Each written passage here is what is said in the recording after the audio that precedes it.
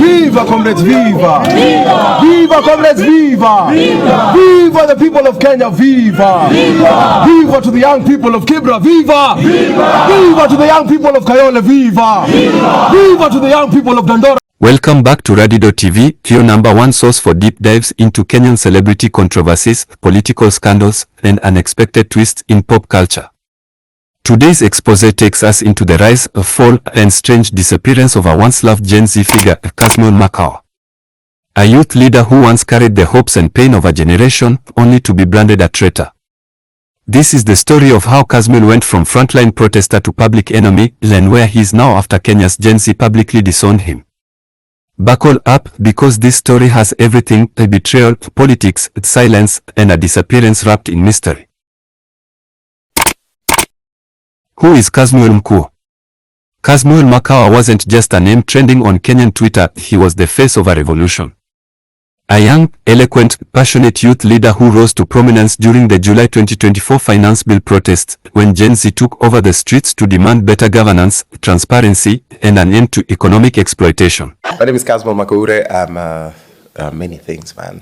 Right now, I'm very actively involved in the youth wing of the Orange Democratic Movement, and of course working very closely with Prime Minister Raila Amolo Odinga in matters youth, but we are also doing quite some work with the activation of youth-led movements, currently working with organizations like Wazalendo and the Youth for Youth movement, which is focused on consolidating the youth constituency.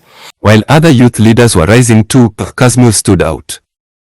He spoke with conviction, wore the struggle on his face, and quickly became a spokesperson, both officially and symbolically, of Kenya's digital and streetwise generation. His followers grew exponentially, and he was interviewed by both local and international media. For joining us on Al Jazeera, can you tell us what is your reaction to what your president has had to say today? Thank you very much for having me, Dorsa. My name is Kasmuel McOure, and what the president has done is reflective of what the political class has always been. As we had expected, it is a stubborn, selfish, sinister move in terms of self-preservation, as we have said time without number. We have shed blood and lost brethren and comrades, and what has ended up happening is a merger of two political parties. When they were out campaigning, you could almost vow that they would never work together, but it's gotten to the point where the political class has come together for its own sake and not for the sake of Kenyans. They had said that they were having broad-based conversations, but the broad-based conversations ended up being a merger of two political parties. He had the charisma, the articulation, and the grit of a future political kingpin. But then, everything changed. The betrayal wasn't instant, it was a slow drip. After weeks of being vocal and visible in protests, Kasmuel suddenly appeared in a closed-door meeting with high-ranking government officials, including the very people the youth were protesting against. Pictures leaked. A few videos emerged. And then, the worst, the press statement surfaced where Kasmuel was seen shaking hands with politicians and speaking about dialogue, bridging gaps, and national unity. Na nimefurahi sana kujumuika hapa kusema kwamba sisi kama vijana tunakuamini. Tulienda tukafanya kupigania nchi na tukafikisha tulikofikisha. Baba, hawa vijana wanataka kazi, hatuna ajira. Baba, chama hii yenye inatetea wanyonge tunaomba utusaidie. Wazazi wetu hawana afya nzuri baba, angalia kama unaweza kutusaidia na hapo kwa health. Baba, sisi kama vijana tuko campus na new funding model pia tumekuwa tukiangalia. Ukiangalia mambo hayo baba, na sisi tukiwa nyuma yako, tunasema baba, sisi kama vijana tutakufuata na tutakuandama. Vijana, naomba tuendelee kujiandikisha na chama, kwa sababu chama hii kubwa ndio itatusaidia kucapture power hapa mbele. Mixing them into diss tracks, then stitching his appearances with clips of protests that had turned violent. Instagram activists removed him from campaigns. Influencers publicly unfollowed him. And the most brutal blow, even protest organizers erased his name from official WhatsApp groups and organizing platforms. Kasmuel McOure went from national darling to persona non grata in under 24 hours. Tell me something, but some of you are also being bought. Let's face it. Yes. There's some of you who were very outspoken in the beginning, and now they're very quiet. Ni kama wamepeoka kakitu. Au sio? Lakini sio some of us. Sema Kasmuel McOure has been bought.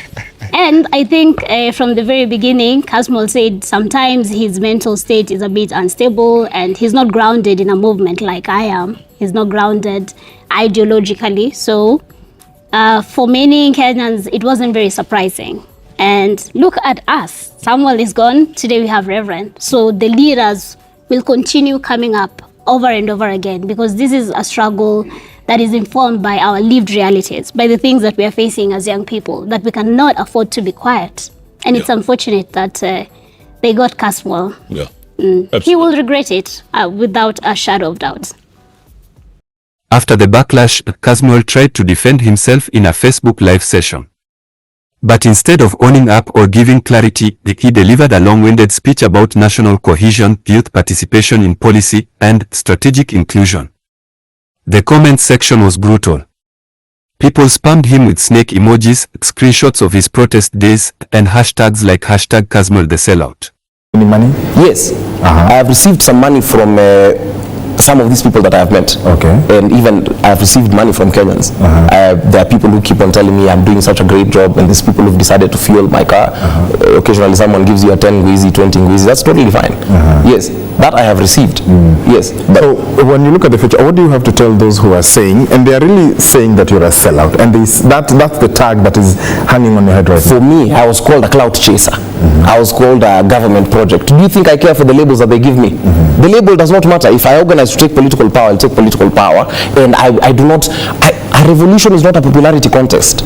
I'm not here to be liked. I'm not here to be a celebrity. Okay. I'm here to try and change what leadership looks like. And this is the thing which, now recently, these people have been trying to blow up my phone, but they have the wrong number, and I'm really sorry. Because even sometimes I feel so sad that it does not get to me that you kusalimiwa and whatnot. Because they accuse me. Let's think about Bomas. Let's paint a picture of what Bomas was. Just briefly. Yes, that's totally fine. Instead of silencing the mob, he poured fuel on the fire. His once fiery voice now seemed politically rehearsed.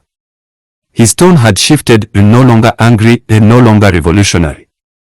That live was the last time the public saw him speak directly. From then on, Kasmuel McOure disappeared, not just from protests, but from public life.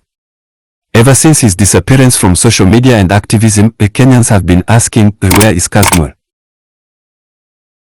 Some reports claim he relocated to Eldoret, where he is allegedly working in a county government office under a youth program. Others say he's in Nairobi, but laying low, under tight security, after receiving threats. There are even rumors that he's been funded to start a quiet consultancy firm aimed at bridging government and Gen Z. But no concrete evidence exists. His social media accounts remain dormant, and his name has vanished from political discourse. It's as if he was wiped off the map, is surgically removed from the very narrative he helped build. Current information reaching our desk showed that the alleged Gen Z traitor Kasmuel McOure relocated to the United States according to the photos he has been uploading lately on his social media accounts, including his Instagram pages, which has been active. Some online theorists argue that Kasmuel was never truly part of the struggle. That he was planted from the beginning, a soft-spoken disruptor meant to pacify the protests from within.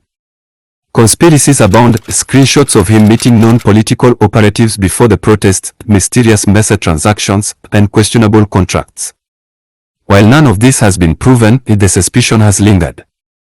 His sudden about turn and his complete silence afterward only added fuel to the theory that he was always playing both sides, and the youth were his stepping stone to political favor. Kasmuel's story is not just about one man, it's a case study in modern Kenyan activism, trust, and the cost of being in the public eye. His downfall teaches us that Gen Z is not just loud, it's unforgiving. Once you claim to represent them, they expect unwavering loyalty. Any hint of compromise is interpreted as betrayal. And in a world where screenshots, videos, and memes travel faster than press releases, one wrong move can erase your entire legacy.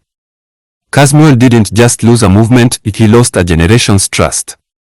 So, where is Kasmuel McOure now? He may be physically present somewhere in Kenya, but his voice no longer echoes through the youth. His face no longer represents change. And his name, once shouted in chants of protest, is now whispered in disappointment. Whether he returns, reinvents himself, or disappears for good, one thing remains true: Kasmuel McOure became a symbol of betrayal, of co-option, and of how quickly the tide of public opinion can turn. If you liked this breakdown, hit that like button, subscribe for more deep dives into Kenyan trends, and let me know in the comments, was Kasmuel a sellout or just misunderstood? Until next time, stay woke, stay loud, and stay informed.